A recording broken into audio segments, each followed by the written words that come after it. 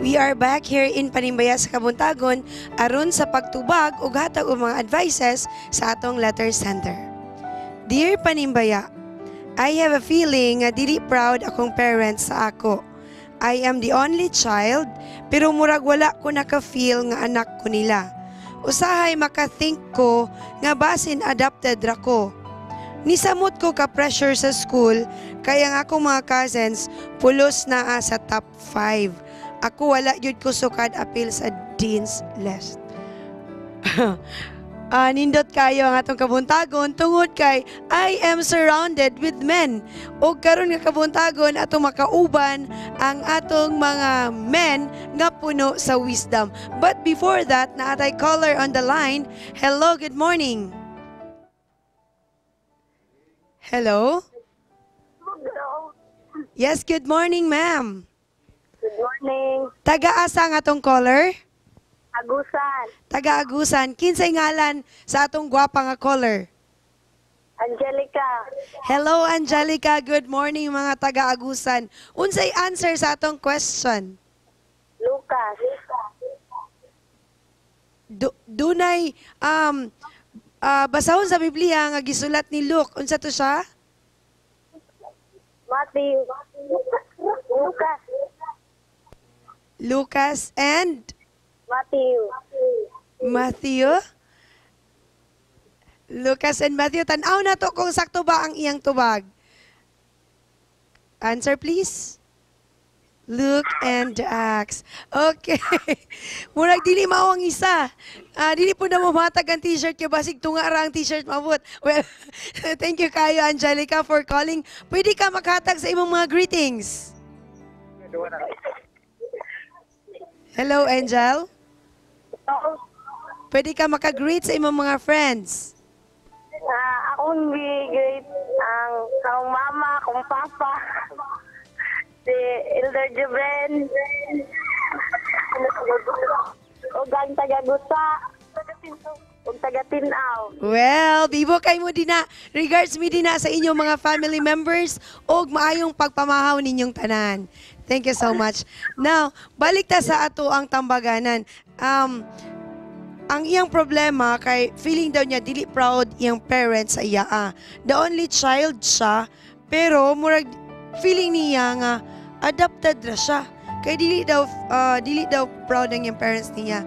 Og na-pressure siya sa school tungod kay wala gyud siya na-appeal sa Dean's List.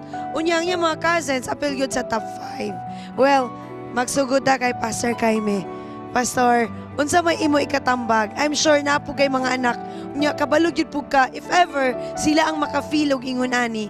Unsa po imo mahatag sa ila? Okay, now, Charm, sa ato ang, masan siya? Tambaganan, lalaki ni mabayod. Wala siya nag-mention. Okay, now, we remember, atong hinumduman, Charm, nga, kana bitaw ang pagka-parents, manggod, lahi-lahi og style. No? There are those authoritarian, doon na po'y neglectful, doon na po'y authoritative. Now, siguro, kini nga bata, wata kabalo sa kasi yung parents, no? Okay. But then, ang ato alang yun diha is, natay ka nabitang itawag og self-respect.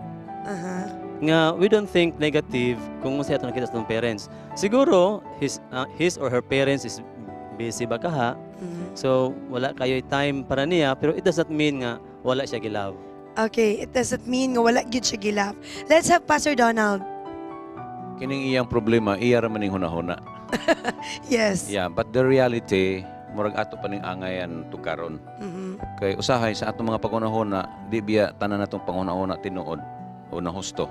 Correct. Usa sa mga ikatambag nako niya mao, ug doon na siya usa ka higala nga masaligan o tingali iyang magtutudlo nga mutabang niya nga mo bridge nila o tingali makapahungaw siya ngadto nga masaligan niya, makatabang ni kini problema. Pero as a child, Pastor, pwede man siguro ta mo open up sa tong parents, right? If you feel something wrong with us. Kaya kini man kung iyang sitwasyon karon, murag di na gid siya ka-open siyang parents kay ang iya ganing hunahuna murag napuno na sa pagka-negatibo ba. Pero tingali ang atong tambag ani una sa iya is mo labor gid siya, mangita gid siya paagi nga istorya niya iyang ginikanan ug ngano ka. Okay. Dr. June.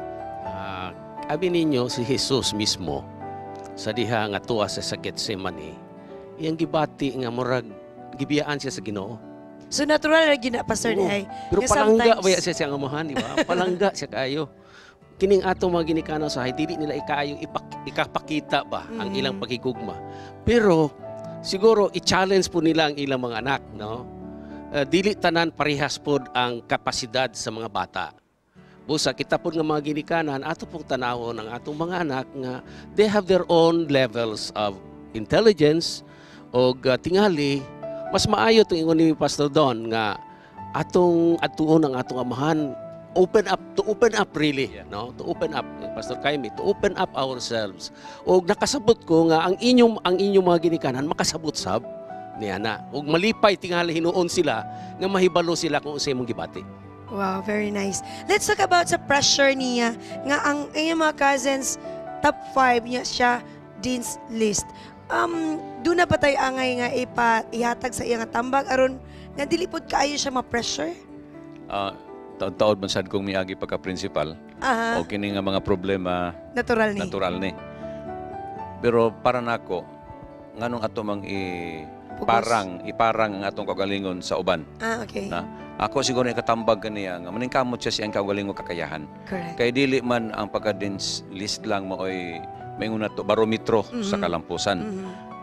Sa ako lang experience wag ko kaagi ana.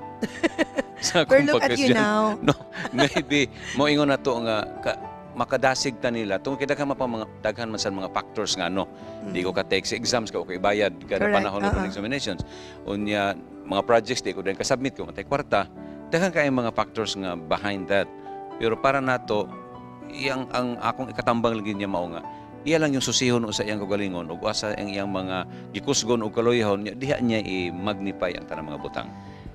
Dr. June, unsay mga steps aron kini atong letter sender mas ma-boost nato ang iyang confidence?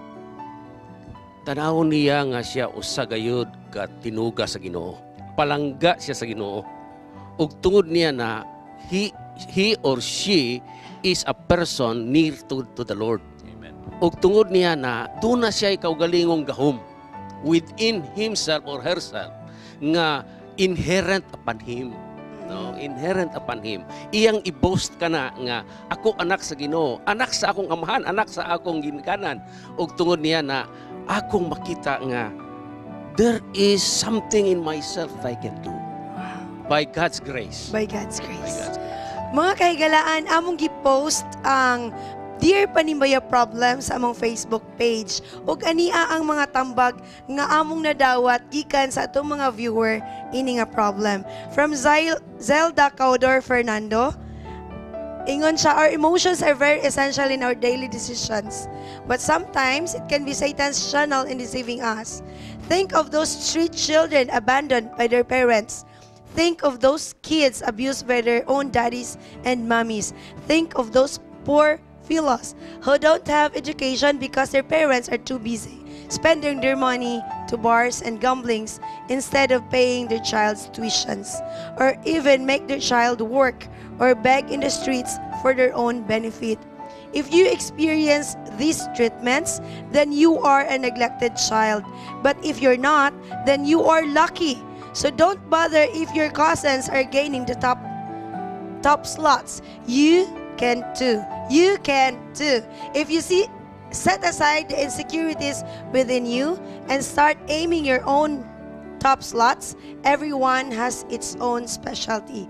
Never underestimate your own capabilities because you are God's masterpiece. Amen. Wow, nindot kayo, Zelda. Thank you so much. Og napoy point ni Miss Lovely Rose Golfan. Bisag wala pa siya diri ang yang point nga itrabahuan sa atong sa imong mga cousins ang ilang pagka-member sa top 5. So work for it. And then gikan pod kang Rigi Pitalio, ingon siya, it is not wise to look to ourselves and study our emotions. If we do this, the enemy will present difficulties and temptations that weaken faith and destroy courage. So keep it up. Kung unsa ang imong nasugdan karon, padayunan na siya, o kung unsa pud ang imong capacity, work it out. Mga kahigalaan, alas 7 na usab ang takna sa kabuntagon. Amo kamong gidapit sa pagpakiguban kanamo samtang kami magahimo sa atong 777 prayer.